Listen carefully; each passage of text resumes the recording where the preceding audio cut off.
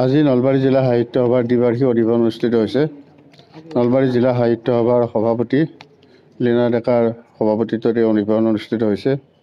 এই অধিৱেশনত বিশিষ্ট অতিথি হিচাপে অংশগ্ৰহণ কৰিছে অসম সাহিত্য সভাৰ উপসভাপতি পদুম ৰাজখোৱা ডাঙৰীয়া আৰু সম্পাদক দেৱজিৎ বৰা ডাঙৰীয়াই। আৰু লগতে ইয়াত তিনিটা বঁটা প্ৰদান কৰা হৈছে। এই নলবাৰী ৰত্ন বঁটা প্ৰদান কৰা হৈছে। নলবাৰী ৰত্নৰ বাবে আমি বিবেচিত কৰিছিলোঁ ডক্টৰ শৈলেন ভৰালী দেৱক, আৰু শিক্ষাৰত্ন সন্মানেৰে আজি কনক চন্দ্ৰ শৰ্মা দেৱক সন্মানিত কৰা হৈছে, আৰু ডক্টৰ পৰাগ কুমাৰ ভট্টাচাৰ্য দেৱক সাহিত্য সুহৃদ বঁটাৰে সন্মানিত কৰা হৈছে। আৰু আজিৰ এই দ্বিবাৰ্ষিক অধিৱেশনৰ জৰিয়তে পুৰণা জিলা সমিতিয়ে নতুন জিলা সমিতিলৈ কাৰ্যভাৰ হস্তান্তৰ কৰিব। এই প্ৰক্ৰিয়া ইতিমধ্যে চলিছে আৰু মুকলি সভা এতিয়া আৰম্ভ হৈছে।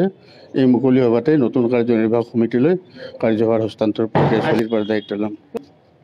আজিৰ দিনটোত নলবাৰীৰ সমাজ জীৱনৰ লগত জড়িত বিশিষ্ট ব্যক্তিসকল গোটেইবিলাককে আমন্ত্ৰণ কৰা হৈছিল। এই ৰাতিপুৱাৰ পৰা বিভিন্ন কাৰ্য, পতাকা উত্তোলনৰ পৰা স্মৃতি তৰ্পণলৈ আৰু নলবাৰীৰ সমাজ জীৱনত বা সাহিত্যৰ ক্ষেত্ৰলৈ, সাহিত্য সংস্কৃতিৰ ক্ষেত্ৰখনক সমৃদ্ধ আৰু চহকী কৰিবৰ কাৰণে যিসকল পুৰোধা ব্যক্তিয়ে ইয়াত চেষ্টা কৰিছিল, তেখেতসকলৰ প্ৰতি শ্ৰদ্ধাঞ্জলি জনাবৰ কাৰণে যি অনুষ্ঠান আয়োজন কৰা হৈছিল, ইয়াত বিভিন্ন সংগঠনৰ প্ৰতিনিধিবৰ্গক, নলবাৰীৰ বিশিষ্ট নাগৰিকসকলক আমন্ত্ৰণ কৰা হৈছিল, আৰু সকলোৱে স্বতঃস্ফূৰ্তভাৱে এই অনুষ্ঠানত অংশগ্ৰহণ কৰি আমাৰ এই অনুষ্ঠান সাফল্যমণ্ডিত কৰাত সহায় কৰিছে।